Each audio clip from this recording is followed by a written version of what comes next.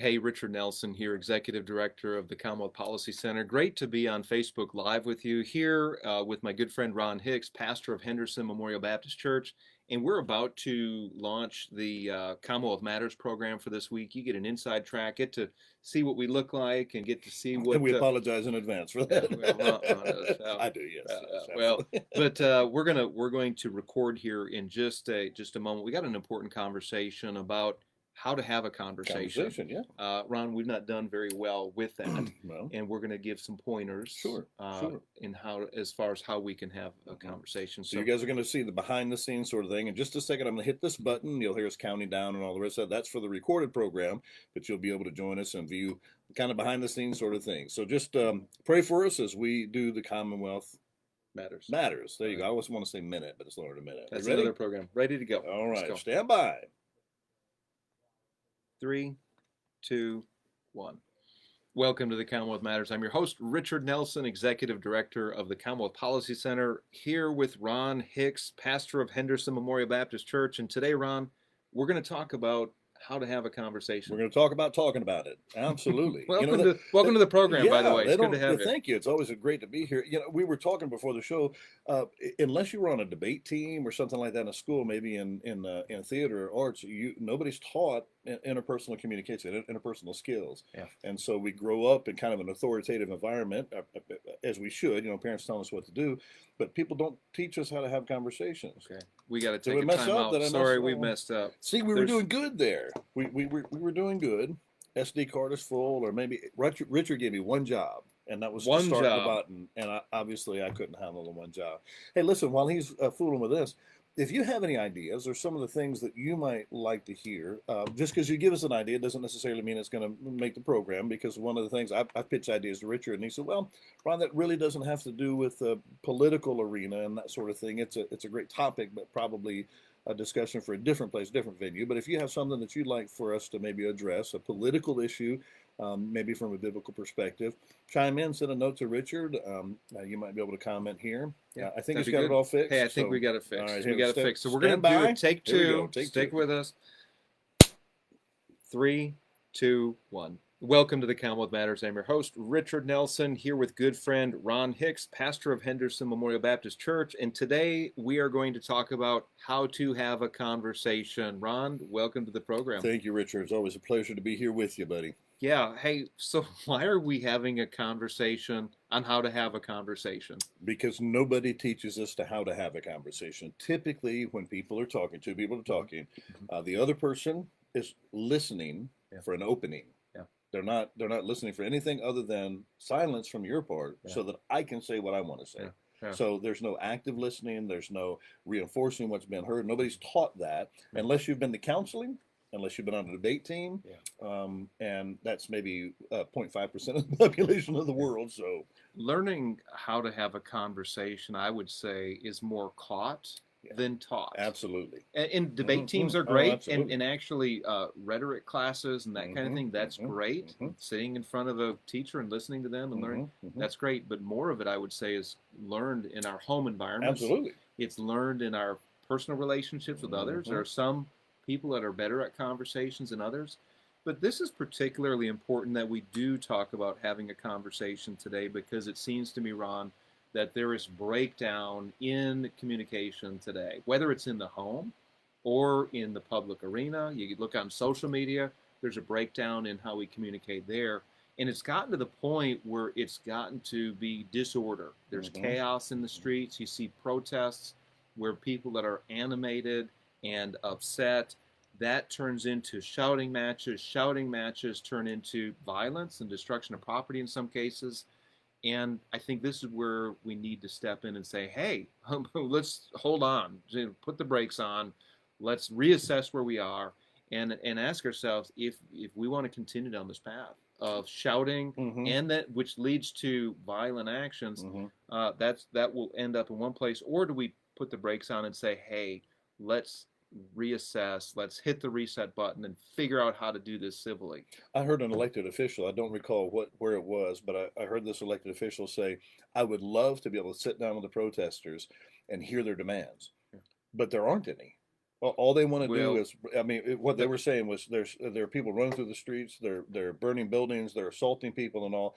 They have no agenda other than doing that. I would And say, so, yeah, I would say, I'm sorry to interrupt. no, I go would ahead. say that there are some, Oh, maybe several, absolutely, yeah, but yeah. so in Portland, Oregon, and that's one reason why we're having this conversation, because there are protesters in Portland, Oregon, who have resorted to violence. They've resorted to destruction of property. In fact, for about the last month, a group has been trying to set fire and to destroy a federal justice building.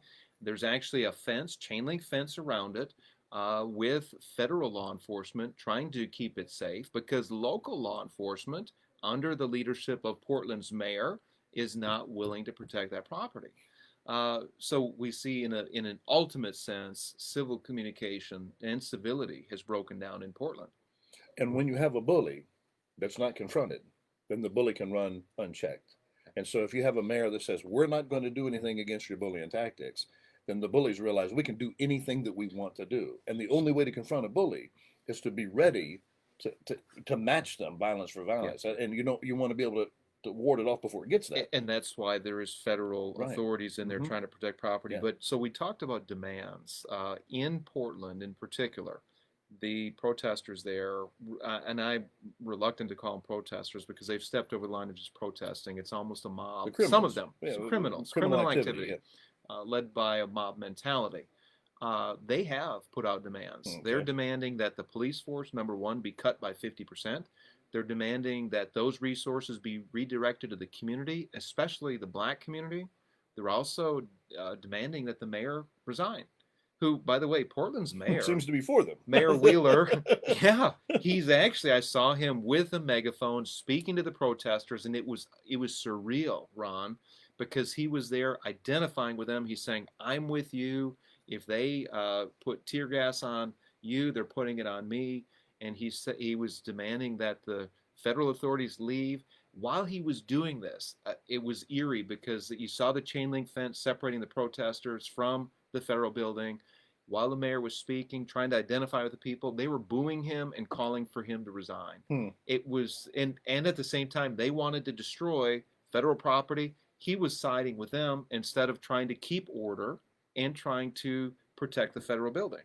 When it falls that far apart, I mean, when the wheels fall off the bus that much, it's almost impossible to restore order without hitting a major reset button. And by doing so, bringing in federal officials, arresting people, I mean, taking it to the extreme.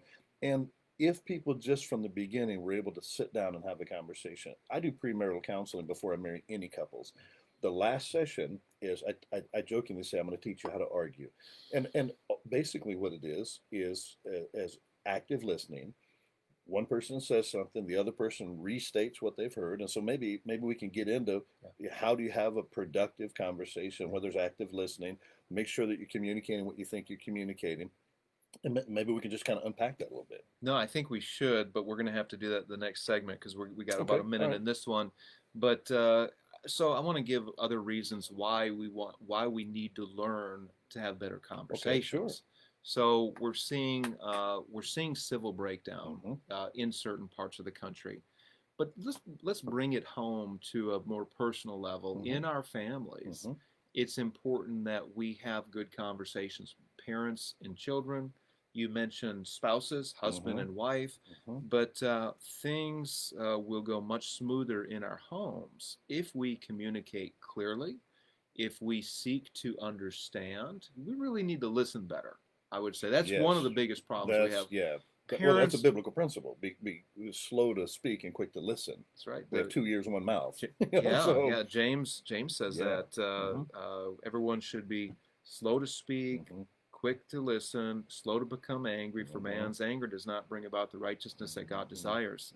And this should begin in the home where parents need to listen to their children. I'm not talking about children dictating what goes on. Right. But I'm talking about understand what is the concern of your child. What are they trying to communicate to you? And then a parent, you have to maybe reiterate what the child is saying to you so you fully understand that. And there's nothing wrong with saying, okay, Jimmy, I hear what you're saying. I understand you don't want to do that, but Daddy said you have to do it, so you're going to have to do it. So you understand me, I understand you, but ultimately you're going to have to do what I say. And the kid's going to at least say, well, at least I had a chance, That's right. to tell you how I felt. And I think that the stock, if you will, of the parents grows in the child's eyes Absolutely. when they know that their parents are really trying to Sure. listen, trying to Sure. understand. So it needs to begin in the home. Right. It needs to begin between parent and child. It needs to begin with spouses Yeah. to really understanding Well, what are your desires? What are you Yeah. trying to communicate to me? And when you make that effort, husband, when you make the effort to really understand your wife, you're going to speak to her.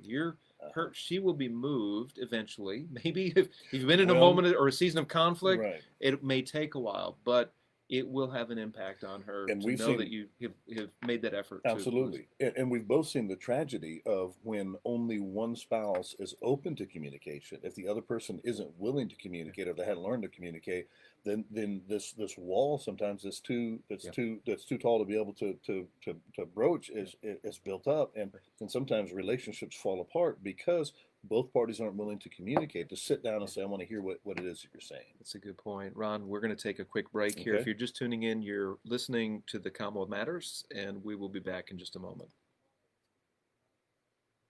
Welcome back to the Commonwealth Matters. I'm Richard Nelson here with Ron Hicks, and we're talking today about the need for better communication, how to have a conversation in particular. Yeah. And Ron, in the previous segment, we were talking about strategies to have that better conversation, and I'd like us to spend some time with that. Can we do a little role playing? How about that? We can.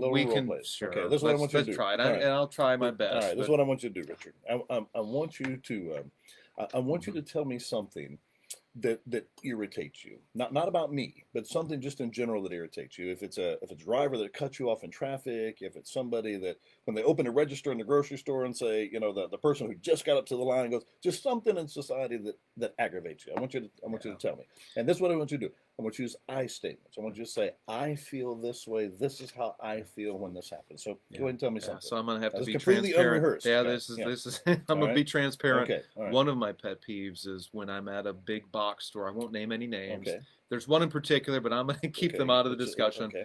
Going through the parking lot, and people are in such a rush, especially those who are trying to find a parking place.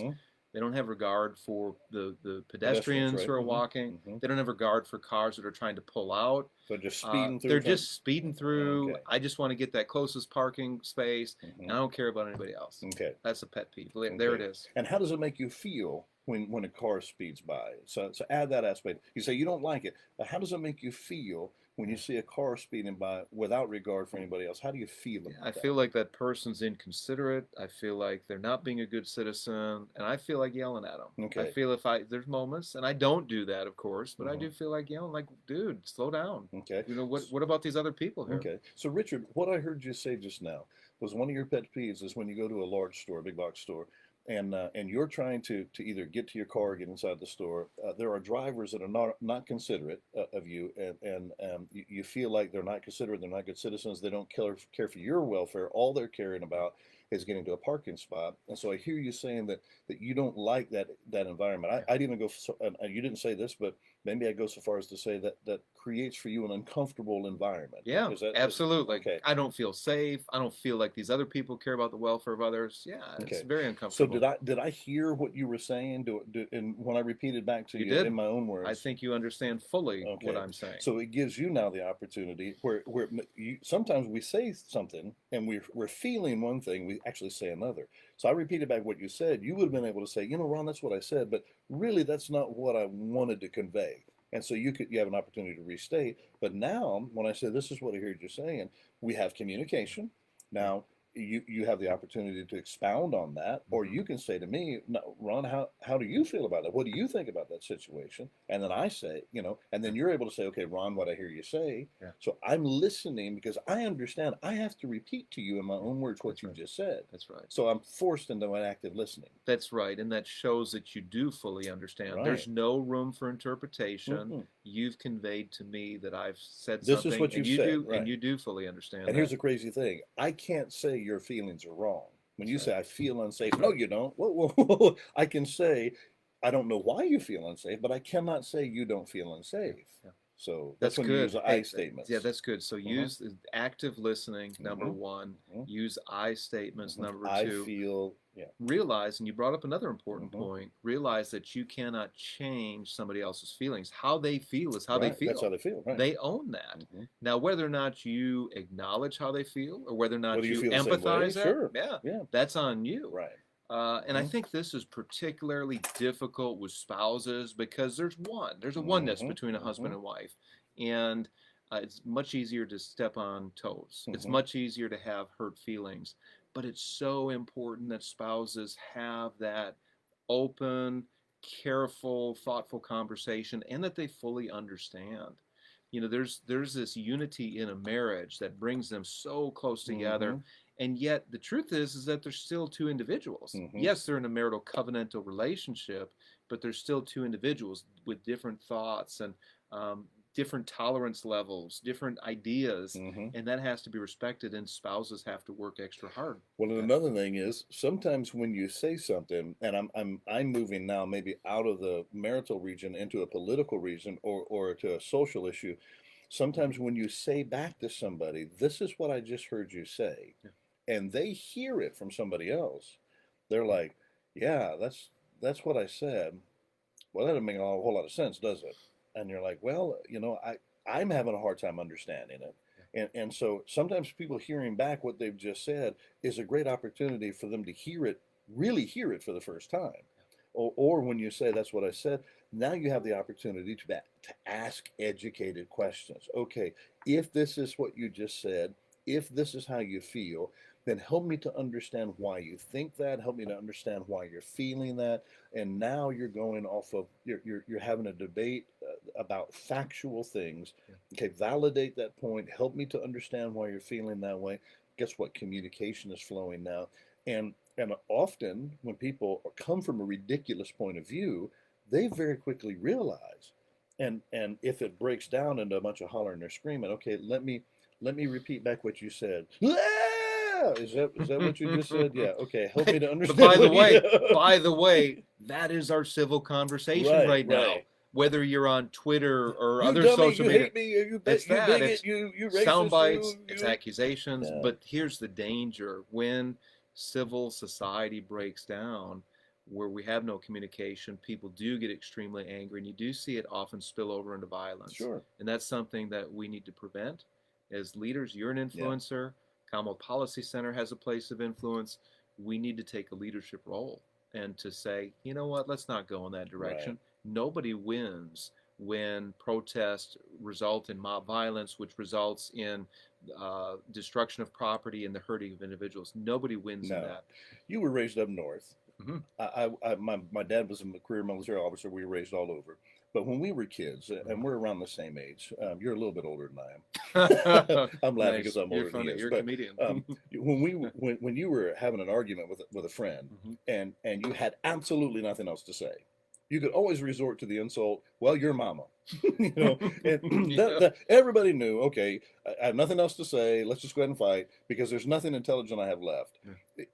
It's almost like that's the go-to now. It's let me holler and scream as loud as I can, call you all the names that I can call you, and just shout you down. And if somebody says, well, help me to understand why you think I'm a bigot. Help me to understand why you think I don't want women and children to succeed. Why they just, well, because you're a racist, because you're that takes you just said guts. That. After you've been offended though, and somebody's just belittled you or insulted you, it takes guts to step back and say, hey, let's take a step back and tell me why you think the way you do. Well, and it doesn't really take guts because, from my opinion, I'm like, you don't even know me. You have no idea who I am. You don't know who my background is and all that. You don't know me. So help me to understand how you can give me those labels without knowing me. So now, are you painting with a great big broad brush because the color of my skin or because of the vehicle that I drive? Surely you're not using stereotyping. You're not using profiling to be able to assign a particular thought to me, are you? Because that would be what liberals are against.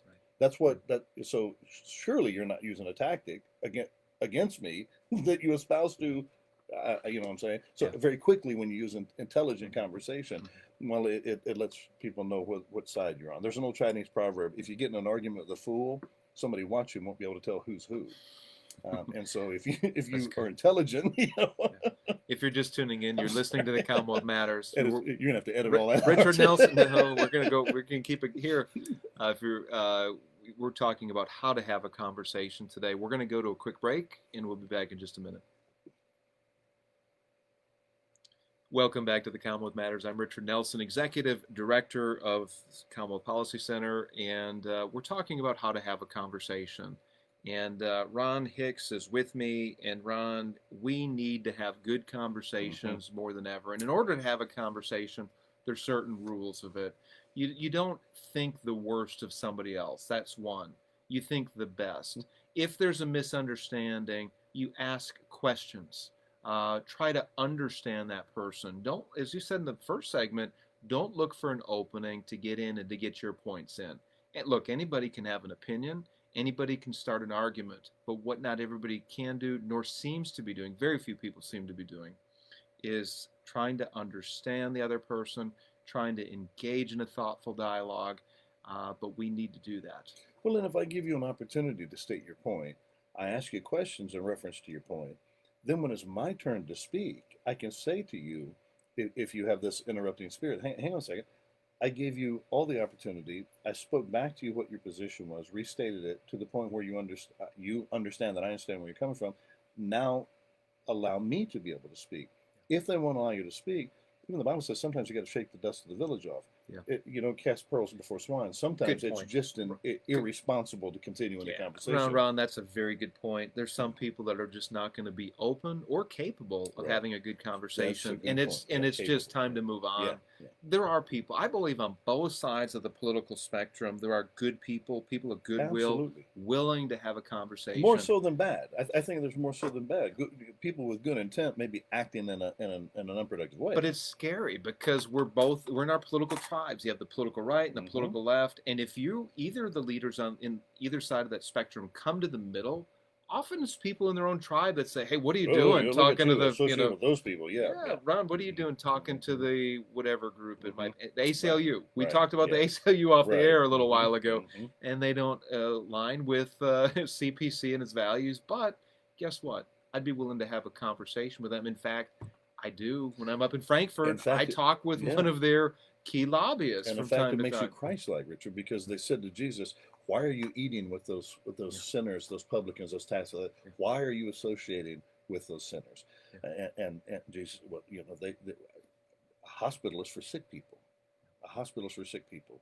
We're carrying the gospel to people who need to hear the truth. Ron, I'm glad that you brought this up because this might be the most important point of the program, why we need to have good conversations. You're a pastor.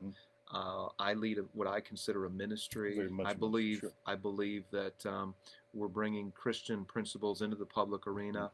But there's a bigger reason why we need to have this conversation. It's because if we care about religious freedom, if we care about being able to share the gospel, if we care about bringing biblical principles into the public arena, we need to have conversations. Absolutely. Jesus is the only hope. He's the only hope. And faith comes through hearing the Word of God. If we don't know how to have a good conversation, if we're not listening as people are speaking and to be able to articulate our point, then we're not able to convey the gospel. And without the gospel, lives, eternities aren't going to be changed. Hearts aren't going to be changed. The church today in this country depends on freedom of speech. We depend on the freedom of religion, of course, but it really, we need to have open lines of communication. The gospel isn't something, by the way, that's just imposed. We don't have a state or federal law that says, here's the gospel, y'all need to believe it. Right. The gospel is dependent on people, God's people, being able to share it. It's dependent on pastors being able to communicate. And I would submit to you that the gospel is unattractive to conveyors of it if you don't know how to have a conversation. Absolutely. If you're arrogant, if you're talking over people, if you're not willing to listen to other people and hear their stories, what do they have to do? Why would they want to listen to the gospel? I actually had somebody say to me one time, we had a conversation, and they said, this is the very first time I've had a conversation with a Christian. And I'm not tooting my own horn because I usually talk too much. Just the Holy Spirit told me to be quiet. They said this first conversation I've had with a Christian where I didn't feel like the result of the conversation was me saying, okay, I believe. Every other time, it seems like the only objective of the person was for me to say, I believe, I believe. They didn't care what I thought, what I felt, and they were refreshed with that conversation. No, that's a good point. And I think as believers, as followers of Jesus, sometimes we want to play the role of the Holy Spirit. That our job is to do the convicting, and the convincing, and the convincing, and the that we're the judge and the jury, right? But we don't. We're just if we really, when the gospel has gripped us and when the gospel has changed us, one of the major changes is that it will bring about incredible humility, and it will bring about compassion for other people. So we're not responsible for converting, if you will. We're responsible for conveying, engaging people in conversation, and that's what Jesus did. He met people who were outside the church establishment, so to speak, outside the synagogue, and he met them where they were. Yeah. He engaged them in dialogue. He was gracious and compassionate to them. Remember the woman at the well? Yeah. She was a woman who had been through many, many men, living with a guy, and after it was all over with, she went back to her village and she said, I just met a man that told me everything I've ever done. Yeah. Pause. You've got to come meet this guy. We've got to be able to share the truth and love in such a way where somebody says, I just met this guy who told me everything I've ever done wrong. Man, you got to come meet this guy. Because it wasn't about what they did wrong. It's the man who came, the God who came to be able to free you from everything you and I have both done wrong. So that's how you have a good communication. Hey, that's a good word. Ron Hicks, we are out of time. Great conversation. No, this is a good conversation. I hear what you're saying. God bless you. Have a great day. Thank you. Thank you all for joining us. God bless you.